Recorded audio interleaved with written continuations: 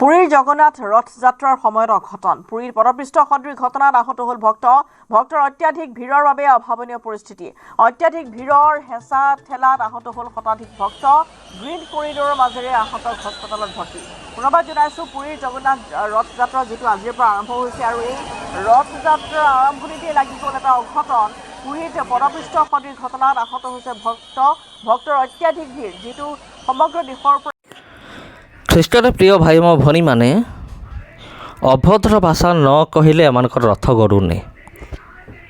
ହଁ ପ୍ରିୟ ବନ୍ଧୁଗଣ, ଅଭଦ୍ର ଭାଷା ନ କହିଲେ ଏମାନଙ୍କର ରଥ କୁଆଡ଼େ ଗଡ଼ୁନି। ଆଉ ଏ କଥା ମୁଁ ନିଜ ମନରୁ କହୁନାହିଁ।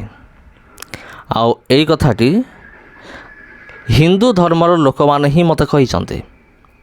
ଆଉ ଏଇଟା ହେଇଯିବ ବହୁତ ଦିନର ତଳର କଥା। ଆଉ ଏମାନେ କହନ୍ତି ଯେ ରଥ ଯେତେବେଳେ ଟଣା ହୁଏ ସେତେବେଳେ ଅଭଦ୍ର ଭାଷା ପ୍ରୟୋଗ କରାଯାଏ। ବିନା ଅଭଦ୍ର ଭାଷାରେ ରଥ ଗଡ଼େନି।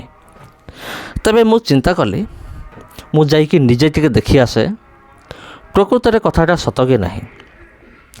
ମୁଁ ଥରେ ଏମିତି ରଥଯାତ୍ରାରୁ ମୁଁ ବାହାରିଲି କେବଳ ଏଇ କଥାକୁ ଦେଖିବା ନିମନ୍ତେ ପ୍ରକୃତରେ ମୁଁ ଯାହା ଶୁଣିଲି ତା ସତ ନା ତା ମିଛ। ଆଉ ଯେତେବେଳେ ମୁଁ ଯାଇକି ସେଠାରେ ପହଞ୍ଚିକି ରଥ ଟଣା ଚାଲିଥାଏ ୟାର ଅଭଦ୍ର ଭାଷା ମଧ୍ୟ ପ୍ରୟୋଗ କରାଯାଉଥାଏ। ମାନେ ଏମିତି ଅସଭ୍ୟ ଭାଷା, ମାନେ କଞ୍ଚା ଭାଷା ଗାଉଁଲି ଭାଷା, ଅଭଦ୍ର ଭାଷା ପ୍ରୟୋଗ କରିକି ରଥ ଟଣା ହେଉଥାଏ। ମୁଁ ସବୁ ଦେଖିକି ମୁଁ ଆଶ୍ଚର୍ଯ୍ୟ ହେଲି। ତ ମୁଁ ଭାବିଲି ଏମାନଙ୍କର କେଉଁ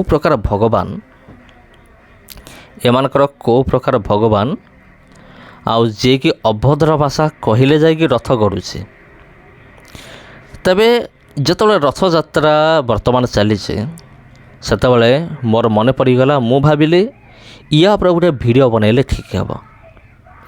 ତେବେ ଏଇ ଭିଡ଼ିଓଟି ବିଶେଷ କରିକି ଖ୍ରୀଷ୍ଟିଆନ ବିରୋଧୀମାନଙ୍କ ନିମନ୍ତେ, এই ଭିଡ଼ିଓଟି ବିଶେଷ କରିକି ସେମାନଙ୍କ ନିମନ୍ତେ ଯେଉଁମାନେ ଯୀଶୁଙ୍କ ବିରୁଦ୍ଧରେ କଥା ହୁଅନ୍ତି। এই ଭିଡ଼ିଓଟି ସେମାନଙ୍କ ନିମନ୍ତେ ଯେଉଁମାନେ ଖ୍ରୀଷ୍ଟିଆନିଟି ବିରୁଦ୍ଧରେ କଥାବାର୍ତ୍ତା କରନ୍ତି, ମିଛରେ ଧର୍ମ ପରିବର୍ତ୍ତନର ଆରୋପ ଲଗାନ୍ତି। এই ଭିଡ଼ିଓଟି ଖାସ୍ କରିକି ସେମାନଙ୍କ ନିମନ୍ତେ। ଅନ୍ୟମାନେ ବି ଦେଖନ୍ତୁ, କିନ୍ତୁ ପ୍ରଥମରେ ସେମାନଙ୍କ ନିମନ୍ତେ ଆଉ ଟିକେ ଶୁଣନ୍ତୁ। ଆଉ ସେମାନେ ଯୀଶୁଙ୍କୁ ନେଇକି ଯେଉଁଭଳି ପ୍ରଶ୍ନ କରନ୍ତି ଆଉ ଯେଉଁଭଳି ସେମାନେ କଥାବାର୍ତ୍ତା କରନ୍ତି, ଆମେ ମଧ୍ୟ ଆଜିର ଭିଡ଼ିଓରେ 2-3ଟା ପ୍ରଶ୍ନ ସେମାନଙ୍କ ପାଇଁ ଆମେ ରଖିବା। ରଥଯାତ୍ରାରେ ଅଭଦ୍ର ଭାଷା ନ କହିଲେ ରଥ ଗଡ଼ୁନି, ଏଇଟା ତୁମର କେଉଁ ପ୍ରକାର ଧର୍ମ ମୋତେ ଟିକେ ବୁଝାଇ ଦିଅ। କାହିଁକି ତୁମର ଭଗବାନ ଅଭଦ୍ର ଭାଷା ନ ଶୁଣିଲେ ରଥକୁ ଗଡ଼ଉନାହାନ୍ତି? ସେଇଟା ପୁଣି ତୁମେମାନେ ଯେଉଁଟା କହୁଛ ମାନେ ଜଗନ୍ନାଥ ମାନେ ସବୁଠାରୁ ବଡ଼ ଠାକୁର ବୋଲି ଯେଉଁ କହୁଛ, ସେ ଅଭଦ୍ର ଭାଷା ନ ଶୁଣିଲେ ରଥକୁ ଗଡ଼େଇବେନି। ଏଇଟା କେଉଁ ପ୍ରକାର ଲଜିକ୍? ଏଇଟା କେଉଁ ଭଳିଆ ବିଷୟ ମୋତେ ଟିକେ ବୁଝାଇ ଦିଅ, କମେଣ୍ଟ କରିକି ଜଣାଅ। ଆଉ ଦ୍ୱିତୀୟ ବିଷୟ ହେଉଛି, ତୁମେମାନେ ଆମମାନଙ୍କୁ କୋଶ୍ଚିନ୍ କର, ମାନେ ପ୍ରଭୁ ଯୀଶୁଖ୍ରୀଷ୍ଟଙ୍କୁ ନେଇକି ତୁମେ ପ୍ରଶ୍ନ ଉଠାଅ ଯେ ତୁମ ଯୀଶୁଖ୍ରୀଷ୍ଟ କ୍ରୁଶରେ ମରିଗଲେ ନିଜକୁ ବଞ୍ଚେଇ ପାରିଲେ ନାହିଁ କାହିଁକି? ଆଉ ସେଇଟା ତ ମୁଁ କହିବି କାହିଁକି ବଞ୍ଚେଇଲେ ନାହିଁ। ଆଉ ମୋର ଗୋଟେ ପ୍ରଶ୍ନ ହେଉଛି, ଯେତେବେଳେ ରଥ ଟଣା ହୁଏ ରଥ ଚକା ତଳେ ଅନେକ ଲୋକମାନଙ୍କ ପ୍ରାଣ ଯାଏ, ମରିଯାଆନ୍ତି ସେମାନେ। ତୁମର ଜଗନ୍ନାଥ ସେମାନଙ୍କୁ ବଞ୍ଚଉନାହାନ୍ତି କାହିଁକି ବଞ୍ଚଉନାହାନ୍ତି? ଜଗତର ନାଥ ବଡ଼ ଠାକୁର କାହିଁକି ବଞ୍ଚଉନାହାନ୍ତି? ସେଇଟା ବି ଟିକେ ଜଣାଇ ଦିଅ। ଆଉ ତୁମେମାନେ ଯେ କହୁଛ କାହିଁକି ବଞ୍ଚେଇଲେ ନାହିଁ, ପ୍ରଭୁ ଯୀଶୁଖ୍ରୀଷ୍ଟ କ୍ରୁଶ ଉପରେ ମଲେ, ଆମର ପାପ ପାଇଁ ମଲେ, ପାପୀମାନଙ୍କର ପାପକୁ ବହନ କଲେ, ନିଜର ରକ୍ତ ଢାଳିକି ପାପକୁ ପରିଷ୍କୃତ କଲେ, ସାରା ଜଗତର ପ୍ରାୟଶ୍ଚିତ କଲେ, କିନ୍ତୁ ପୁଣି ଥରେ 3 ଦିନ ପରେ ମୃତ୍ୟୁରୁ ପୁନର୍ଜୀବିତ ହେଲେ, ଆଉ ଥରେ ବଞ୍ଚିଲେ।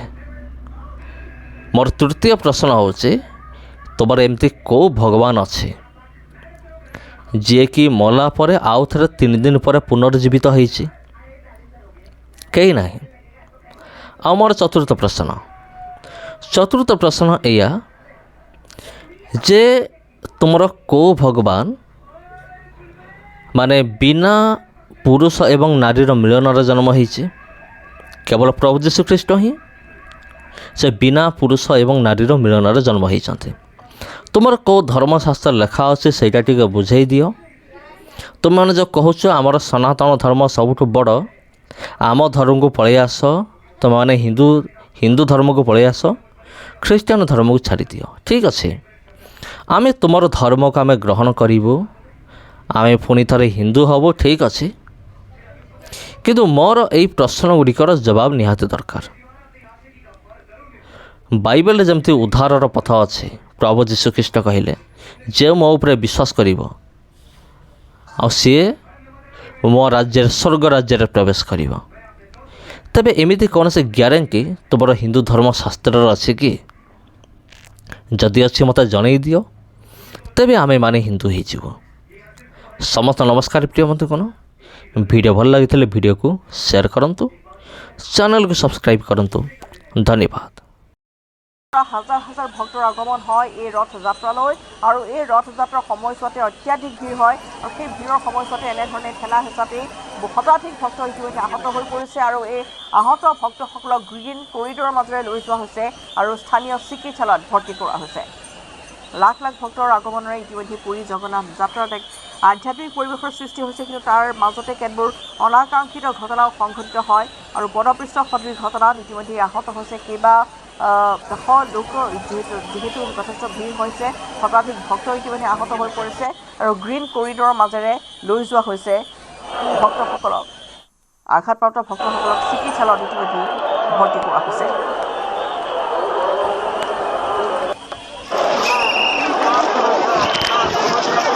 উৰিষ্যাৰ পুৰীত ভক্তৰ সুৰক্ষাৰ বাবে গ্ৰীণ কৰিডৰ ব্যৱস্থা কৰা হৈছে। জগন্নাথ ৰথযাত্ৰাৰ সময়ত ভক্তৰ ভিৰ নিয়ন্ত্ৰণৰ লগতে সুৰক্ষাৰ প্ৰতি লক্ষ্য ৰাখি গ্ৰীণ কৰিডৰ ব্যৱস্থা কৰিছে কৰ্তৃপক্ষই। ৰাজ্যখনৰ বিভিন্ন প্ৰান্তৰ প্ৰায় 200,000 স্বেচ্ছাসেৱক নিয়োজিত হৈছে গ্ৰীণ কৰিডৰত।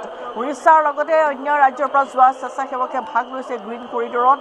লগতে গ্ৰীণ কৰিডৰত এম্বুলেন্স সেৱাৰো ব্যৱস্থা কৰিছে প্ৰশাসনে। জৰুৰীকালীন অৱস্থাত ৰোগী তথা চিকিৎসা কৰ্মীক হাস্পতাললৈ যোৱাৰ ক্ষেত্ৰত সুবিধা হোৱাকৈ ব্যৱস্থা কৰা হৈছে গ্ৰীণ কৰিডৰৰ, কিয়নো জগন্নাথ ৰথযাত্ৰাৰ সময়ত জনসমুদ্ৰত পৰিণত হৈছে উৰিষ্যাৰ পুৰী।